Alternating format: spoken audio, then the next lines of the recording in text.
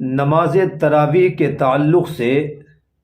ہمارے کچھ احباب کے 2-3 سوالات ہیں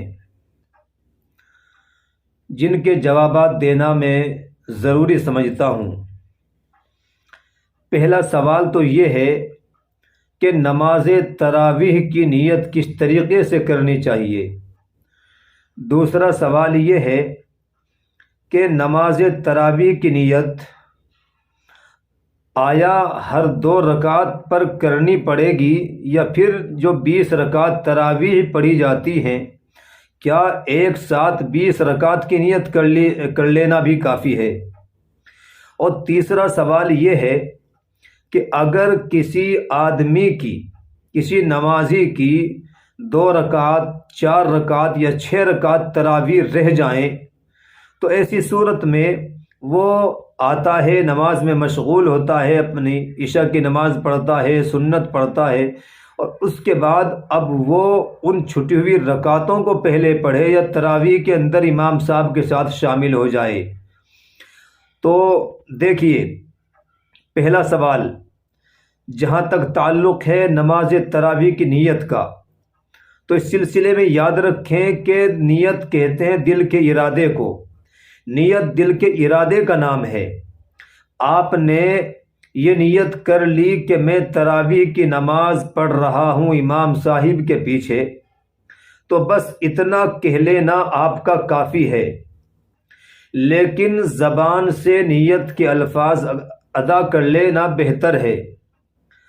اگر کوئی کرنا ہی چاہے نماز تراویح کی نیت، وہ یوں کہہ لے کہ میں 2 رکعت نماز تراویح کی نیت کرتا ہوں، یا میں 2 رکعت نماز تراویح پڑھتا ہوں جو کہ سنت ہے۔ اگر امام صاحب کے پیچھے پڑھ رہا ہے تو پھر اس میں یہ اضافہ کر لے کہ میں یعنی پیچھے امام کے پڑھ رہا ہوں، اور باقی وہی ہے جو آپ نیت نفل کی کرتے ہیں، سنت کی کرتے ہیں، وہی نیت اس کی بھی ہے۔ اگر مطلق آپ نے نفل کی یا سنت کی نیت بھی کر لی اپنے دل کے اندر تو بھی آپ کی نماز تراویح ہو جائے گی۔ تو ٹھیک ہے، اس سلسلے میں کہ اگر آپ زبان سے کہنا چاہیں تو بہتر ہے کہہ لینا کہ میں 2 رکعت نماز تراویح کی نیت کرتا ہوں امام صاحب کے پیچھے ادا کرنے کی، جو کہ سنت ہے، اور اس کو آپ دل کے اندر بھی سوچ سکتے ہیں کہ میں 2 رکعت نماز تراویح پڑھ رہا ہوں۔ ہاں، دوسرا سوال تھا کہ کیا ہر 2 رکعت پر نماز تراویح کی نیت کرنی چاہیے یا پھر 20 رکعت کی ایک ساتھ نیت کر لیں۔ تو اس سلسلے میں بھی یاد رکھیں کہ ہر 2 رکعت پر تراویح کی نیت کر لینا بہتر ہے۔ اگر کسی نے 20 رکعت تراویح کی نیت ایک ساتھ کر لی تو بھی کافی ہو جائے گی، وہ بھی ادا ہو جائے گی، چونکہ جب آپ نے یہ ارادہ کر لیا امام صاحب کے پیچھے کھڑے ہو کر کہ میں نماز تراویح پڑھ رہا ہوں امام صاحب کے پیچھے، تو سمجھیے کہ آپ کو اب ہر 2 رکعت کے بعد نیت کرنے کی کوئی ضرورت نہیں ہے۔ اور تیسرا سوال یہ ہے کہ ایک آدمی بعد میں آتا ہے، اب پہلے سنت یہ ہے کہ وہ عشاء کی نماز پڑھے، اس کے بعد سنت پڑھے، اس کے بعد تراویح ہے، پھر وتر ہے۔ تو اب دیکھنا یہ ہے کہ جو آدمی بعد میں آ رہا ہے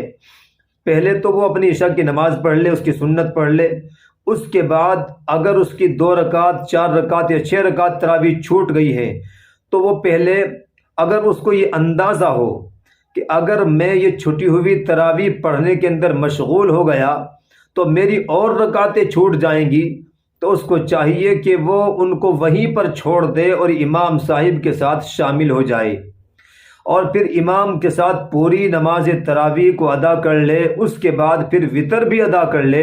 اور وتر کے بعد اپنی چھٹی ہوئی جو تراویح کی رکعتیں تھیں 2 4 یا 6 ان کو ادا کر لے۔ اس طریقے سے جو ہے وہ آپ کی نماز ادا ہو جائے گی۔ امید ہے کہ آپ حضرات کے سمجھ میں بات آ گئی ہوگی۔ اللہ ہمیں رمضان کی قدردانی کی توفیق عطا فرمائے۔